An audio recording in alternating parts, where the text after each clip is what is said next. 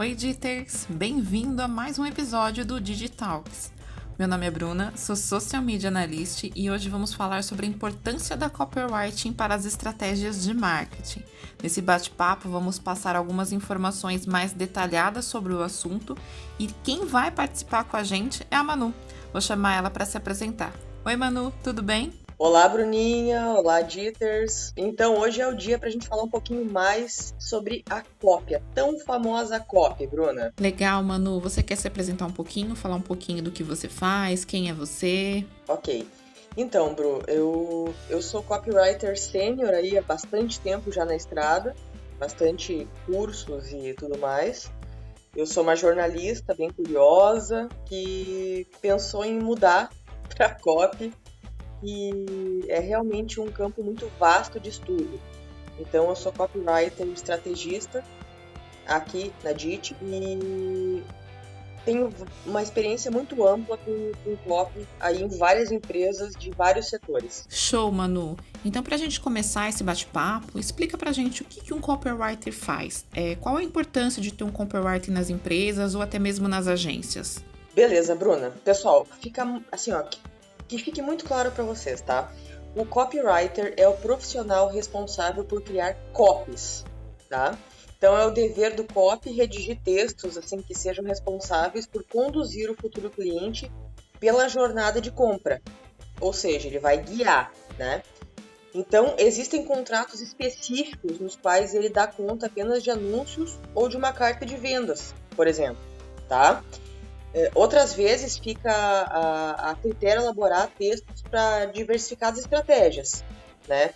Se você tem um tipo de copy para redes sociais, um tipo de copy para ads, um tipo de copy... Então, cada canal tem seu tipo de copy específico, tá?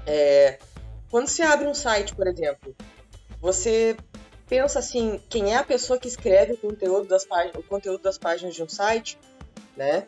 Ou quem é que é o responsável por aquele título de e-mail e que fez tu abrir aquela mensagem correndo? Ou você já se perguntou quem convenceu você a assistir um vídeo de 15 minutos no YouTube até o final? Pois é, essa é a função do copy, tá? Só que tem um detalhe aí, né? Você se engana se acredita que esse é um processo meramente criativo, tá? Claro que essa característica é bem essencial, né? O copy moderno, ele não é mais o copy do passado, né? Que a gente fala, que era bem criativo, enfim. Você precisa hoje dois elementos básicos, a pesquisa e a análise, tá? O primeiro se refere basicamente à capacidade de observar o mercado, tá? E adequar os textos à persona do negócio, tá? O que é a persona do negócio? Eu vou dar um exemplo. As palavras corretas para convencer a Mariana, que tem 16 anos aí, tá? A comprar um patinete não são as mesmas utilizadas para influenciar o Marcelo, que tem 56, a clicar em um link.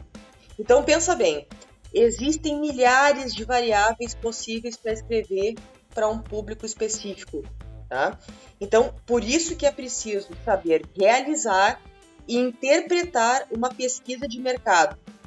Ou seja, você quando pega para fazer uma copy, você precisa pesquisar, saber o que já foi feito, para você saber que tipo de palavra utilizar, tá?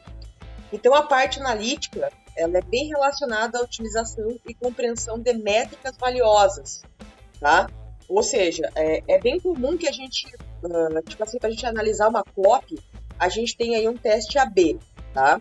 Então, em um comparativo, a gente pode concluir quais são as preferências do público, quais os formatos que geram maior conversão, né? Ou isso, assim, não gera apenas melhores resultados para a estratégia, né, como um todo, mas também economiza com gastos em anúncios, né? E envios de listas de e-mail. Dá para concluir o seguinte: por que um copy é essencial numa empresa? Porque ele simplesmente otimiza todas as atividades que envolvem uma estratégia de marketing. Além das habilidades que a gente tem de redação, né, um copy utiliza a inteligência de negócios para tomar decisão, né? Então, quando você se comunica com o público, cada escolha de palavras importa. Legal, Manu. E esses testes AB que são feitos, geralmente, o que faz um ser um diferente do outro? Por exemplo, o que o A faz ser diferente do B? Tem alguma mudança básica, alguma dica que você pode dar para o pessoal? Beleza, Bru. Assim, a gente precisa demarcar, né? Isso em métricas, tá? Por exemplo, você cria uma copy para um público A. Eu costumo utilizar um quadro que eu chamo de quadro de personas, que você utiliza 3 copies para 3 públicos com 3 gatilhos diferentes. Eu não vou falar muito em gatilhos aqui, porque é um assunto para o próximo talks nosso, né? Mas eu vou falar que é importante nós termos pelo menos 2 a 3 opções para a gente saber o que está convertendo, que palavras convertem e aquelas que não estão convertendo e que não dão fit com o nosso público. Para que você faça uma copy bem feita, você precisa conhecer muito bem o vocabulário do teu público e aquilo que ele realmente quer. Manu, explique então pra gente a diferença entre marketing de conteúdo e copywriting. Sim, Bruna. Embora o copywriting e o marketing de conteúdo se aproximem muito, eles não são a mesma coisa, tá? Uma copy tem o que então? A função de converter. Então é importante que nós tenhamos isso em mente. Uma copy tem a função de converter. Já o marketing de conteúdo geralmente tem a missão de informar, tá? Então, existem outras metas, como entreter, educar, encantar, tá? No resumo da obra, o primeiro guia o usuário pelo caminho desejado, enquanto o segundo estreita relações entre marca e consumidor. Ou seja, a copy guia o usuário e o marketing de conteúdo estreita relações entre a marca e o consumidor, tá? Vamos fazer uma alusão aí. Se o embalde marketing é uma casa, o marketing de conteúdo representa cada tijolo que a compõe. E o copywriting são as portas que levam até a sala principal. Deu para entender? É por isso que eles são utilizados como aliados em prol do mesmo objetivo, tá?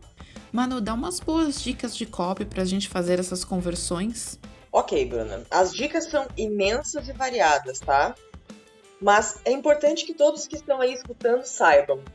Criar textos que convertem não é fácil.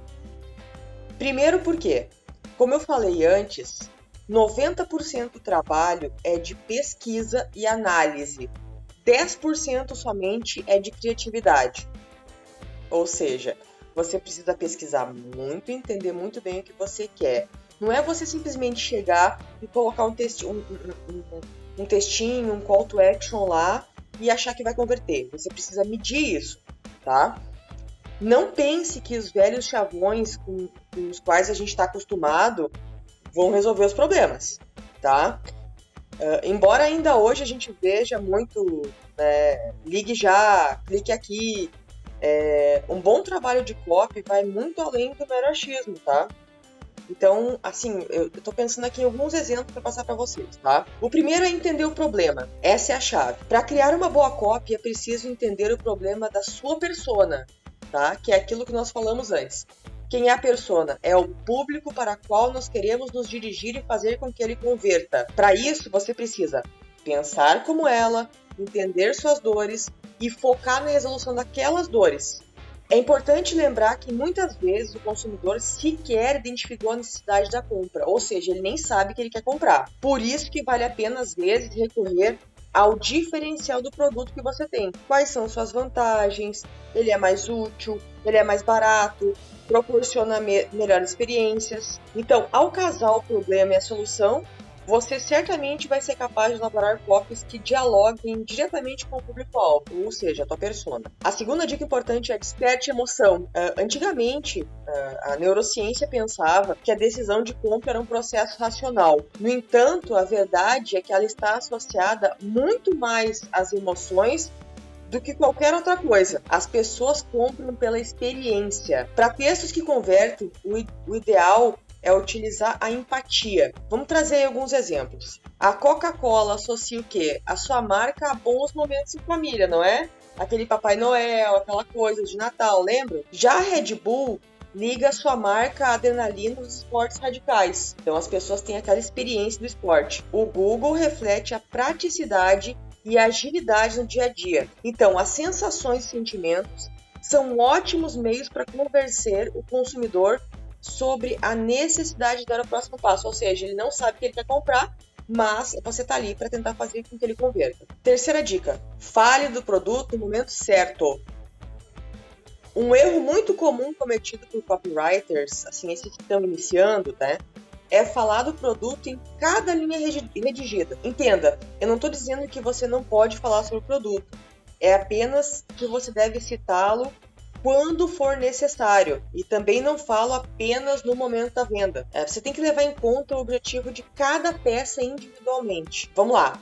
Na homepage de um site, vale a pena citar todas as funcionalidades do produto? Em um e-mail de captação, é realmente preciso inserir no botão de vendas? Quem sabe seria melhor citar o que um produto resolve antes de seu nome em um anúncio no Facebook, não é? Ou seja, nem sempre o nome e as funcionalidades vão dar aquilo que você quer. Então, a questão é avaliar e concluir quando falar sobre o que se vende. Quarta dica, chame a atenção do leitor. Você já pensou na concorrência de informações que surgem no browser do usuário enquanto ele navega? Pensa. E eu não falo só em anúncio, tá? Na web, qualquer página, recurso ou ferramenta é suficiente para fazer com que ele se esqueça da sua copy e parta para outra. Não é a coisa mais fácil do mundo você olhar isso ali e partir? Tem outra que chama mais atenção? Sim. Muita concorrência, né? Demais. É preciso capturá-lo de maneira que ele não se deixe levar por qualquer outro elemento da tela. Ao despertar o sentimento de necessidade irresistível,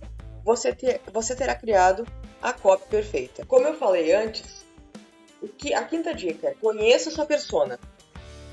A palavra-chave para qualquer pessoa que queira ser um copy é adequação. A lógica de vendas mudou muito de algumas décadas para cá. Se antes a intenção das copies era dialogar com o público abrangente, hoje ele ficou cada vez mais segmentado. Tanto que chegou a um único indivíduo, a persona. O que é a persona? Como a gente já citou antes. Trata-se de um personagem fictício que representa o cliente ideal do seu negócio.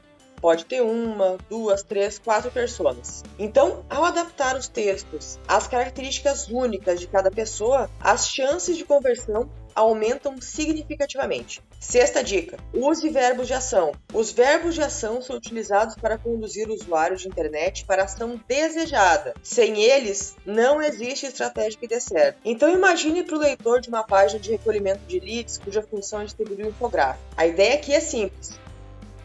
Para baixar o material, ele precisa oferecer alguns dados.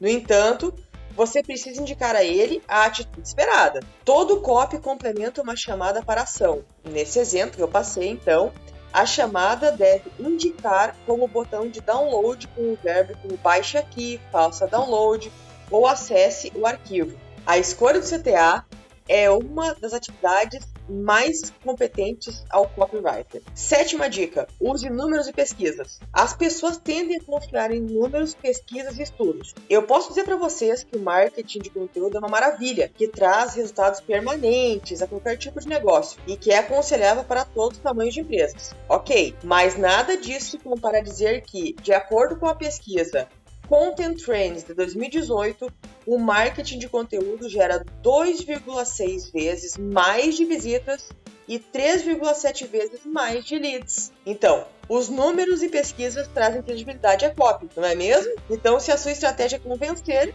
utilize como aliados em sua missão. A oitava é, use gatilhos mentais. Eu vou falar bem rapidamente aqui, tá?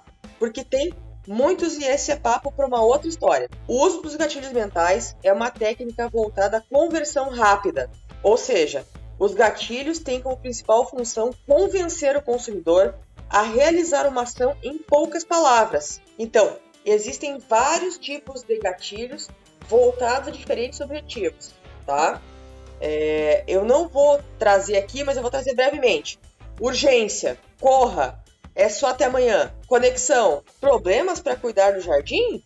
Especificidade, e aí, pai de gêmeos? Então, confira essa mensagem. Transformação, dê uma virada na sua carreira com essas dicas. Exclusividade, um convite especial para meus seguidores no Instagram. Reciprocidade, faça o cadastro e ganhe um e-book. Prova social, veja o que as pessoas dizem sobre o meu livro. Afeição ou afinidade, eu sei que você não tem tempo para viajar, mas... Autoridade, o CEO da Apple aprovou essa estratégia. Compromisso e coerência, teste e, se não gostar, eu envio um brinde para sua casa.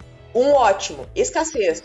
Eu só tenho mais 4 vagas para essa aula. Comunidade, o aplicativo que todo jornalista precisa ter. Crianças, acredite, você pode chegar lá. Estatística, 98% das pessoas leem esse e-mail até o final. Ou seja, dá para pegar por vários lados e várias estratégias. Milhares, né? É verdade. Então, no nosso Talks de hoje, a gente teve só um breve apanhado de copy. Nos próximos, a gente vai falar muito mais a respeito de gatilhos e estratégias. É isso, Bru?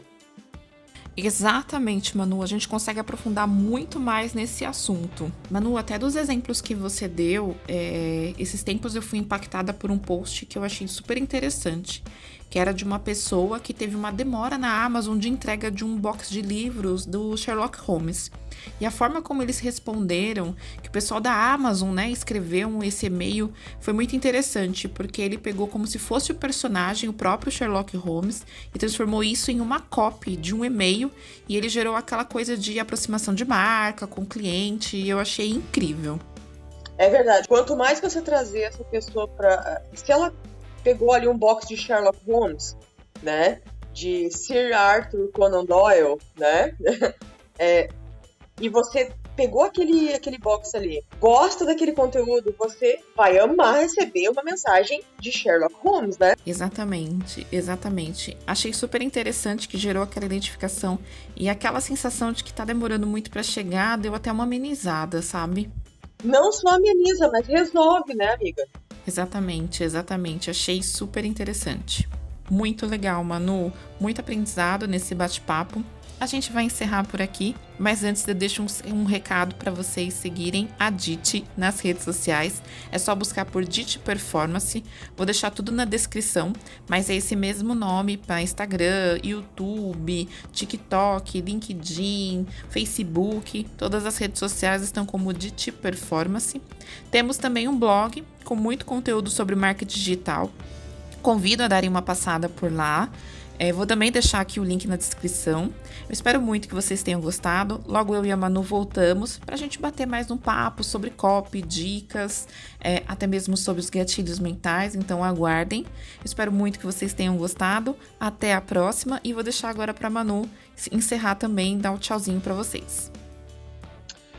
Eu quero só agradecer e dizer principalmente que não perca os próximos episódios, que a gente vai ter muita coisa para contar. Então, mais um motivo de acompanhar a gente por todas as redes sociais, né? Até a próxima!